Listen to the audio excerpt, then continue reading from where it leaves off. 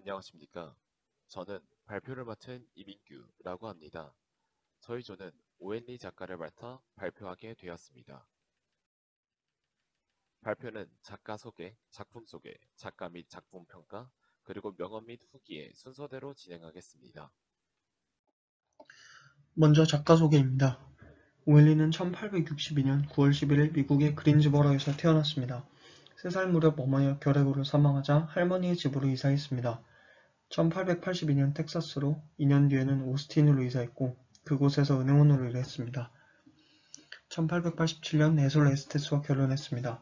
1888년엔 아들이 태어났으나 태어나자마자 사망했습니다.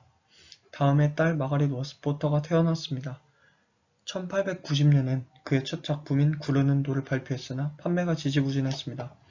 1895년에는 우체국의 고정작가로 글을 쓰기 시작했습니다. 그러나 재직했던 은행에서 자금 횡령으로 포터를 고소했고 체포되었습니다. 이때 포터는 온두라스로 도피했습니다. 1897년 아내 에솔이 결핵으로 죽어간다는 전가를 받고 도피 생활을 끝내고 오스틴으로 돌아왔습니다. 그의 아내는 얼마 뒤 사망했고 포터는 체포되어 징역 5년을 선고받아 수감되었습니다. 그는 복역 중에 교도소의 병원에서 야간에 약제사로 일하면서 딸 마가릿의 부양비를 벌기 위해 글을 썼습니다. 오헨리의 본명은 윌리엄 시드링 포터인데 오헨리라고 지은 데에는 여러가지 설들이 있습니다. 그 중에서도 당시 교도소의 간수였던 사람의 이름을 따왔다는 설이 가장 유력하다고 합니다. 1901년 출간 후 뉴욕 월드 선데이 매거진이 그의 글을 수록하자 오헨리는 뉴욕으로 이사했습니다. 포터는 이 잡지에 381편의 단편을 실었습니다. 1907년 포터는 세라 린지 콜먼과 재혼했습니다. 그녀가 사망한 이후 건강이 더 약해져 1910년 6월 5일 사망했습니다. 두 번째 장에서는 작가의 작품 특성을 다뤄보겠습니다.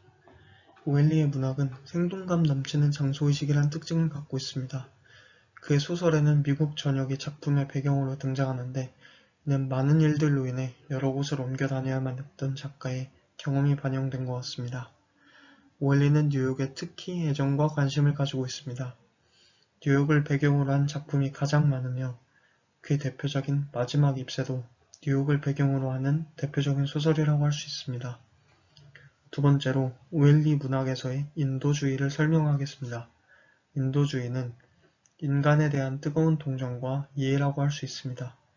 오웰리 작품에는 평범한 소시민이나 낙오자들이 자주 등장해서 그들이 사회로부터 소외된 채 그늘진 삶을 살아가는 모습이 묘사되곤 합니다.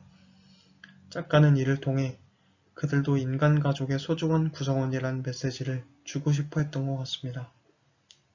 마지막으로 그의 소설엔 항상 반전이 있다는 것입니다.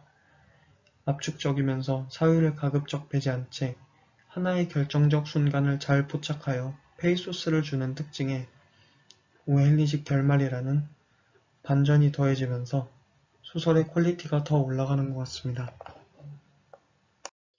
오헨리 작품 중 충격적인 결말로 유명한 소설들을 소개해 보겠습니다. 먼저 경찰과 찬송가입니다. 소피는 추위를 피하기 위해 교도소를 가려고 범죄를 저지릅니다. 그의 끈질긴 시도에도 불구하고 계속해서 감옥에 가는데 실패하게 됩니다. 그런 소피가 교회에서 새로운 삶을 살겠다고 각오한 순간 운명의 장난처럼 교도소로 향하게 되는 내용입니다. 마지막 잎새를 두 번째로 소개해 보겠습니다. 젊은 예술가 존 씨는 폐렴에 걸려 누운 채 친구 수의 간호를 받고 있습니다. 그녀 침대 옆 창밖에 담쟁이 덩굴을 바라보면서 마지막 이파리가 떨어지면 결국 자신도 죽을 거란 생각을 하고 있습니다. 그 생각을 알게 된 이웃집 화가 베어맨 노인은 잎새를 그리게 됩니다. 존 씨는 폭풍우가 지나간 후에도 이파리가 떨어지지 않자 병색에 호전되는 반면에 그 잎새를 담벽에 그려놓은 베어맨 노인은 폐렴으로 눈을 감고 맙니다. 그리고 마지막은 수업 시간에 읽어본 적이 있었던 20년 후입니다. 이 작품들의 공통점은 반전의 마무리입니다. 이런 반전은 당황스럽기도 하고 입가에 실수를 머금기도 합니다. 오웰리의 반전 기법을 일부 사람들은 진지함의 결핍이라고 비판하지만 반전은 그의 뛰어난 문학적 테크닉이라는 의견이 대부분입니다. 오헨리는 작가로서 필요한 언어 구사력이 매우 뛰어난 편입니다. 때로는 속어나 비어를 사용하고 지나치게 상투를 쓴다고 비난을 받기도 합니다. 하지만 풍부한 어휘력을 바탕으로 능수능란한 문장을 구사합니다. 등장인물들이 작품 속에 더욱 생동감 있고 현실적으로 그려진 것도 어휘 구사 능력인 작가 치그의 간결한 문제와 결합된 덕분이라고 할 수 있겠습니다. 오헨리는 특히 미국 문학사적 비중이 낮다는 평가를 받곤 했습니다. 그러나 그런 평가를 납득하기 어려운 것 같다고 생각합니다. 그것은 오헨리의 문학사적 비중을 부당하게 깎아내린 편향적 평가의 결과이거나 특정한 측면에서 오헨리의 문학사적 영향력이 제한적이라는 평가에서 전후 맥락을 다 떼어내고 문학사적 비중이 낮다는 부분만 인용해온 결과물일 가능성이 높아 보입니다. 무엇보다도 미국 문학사에서 오헨리가 빠져버리면 미국 현대문학의 태동기와 황금기 사회를 연결해주는 이 성장기 시대의 미국 문학을 설명할 방법이 없는 것 같습니다. 이제는 명언에 대해 소개해볼까요? 오헨리 명언에서는 이런 말씀들이 있습니다. 인생이란 흐느낌과 훌쩍거림, 그리고 미소로 이루어져 있으며 그 중에서 훌쩍거릴 때가 많다. 물론 다른 명언들도 많지만 뻔한 말이 아니라서 처음 보고 꽂히게 되어 소개하게 됐습니다. 인생의 헛된 경험이란 없다라는 명언도 있습니다. 그리고 Turn up the lights, I don't want to go home in the dark.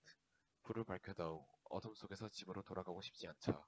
라는 명언을 남기고 한 오헨리는 이 말을 분석해보자면 죽음이 두려운 상황에서도 작가로서의 문학적 표현을 놓지 않으려고 한 것 같습니다. 이렇게 오헨리에 대한 소개는 모두 끝이 났고요. 운이 좋게도 조별 과제를 통해서 뿐만이 아니라 오헨리 작가의 작품을 수업에서 원어로 만나볼 수 있었습니다. 수업을 듣기 전 마지막 깁스라는 작품만을 알고 있었을 뿐 이 작품을 쓴 작가조차 누군지 알지 못했고 이렇게 조별 과제와 원어로 된 작품을 통해서 오헨리 작가의 전문가가 된 것 같습니다. 앞선 개별 과제에선 영어에 대한 공부를 할 수 있었다면 조별 과제에선 미국의 대표적인 소설가를 배우며 교양을 쌓은 것 같아 굉장히 좋았습니다. 페이지엔 과제 출처가 표시되어 있습니다.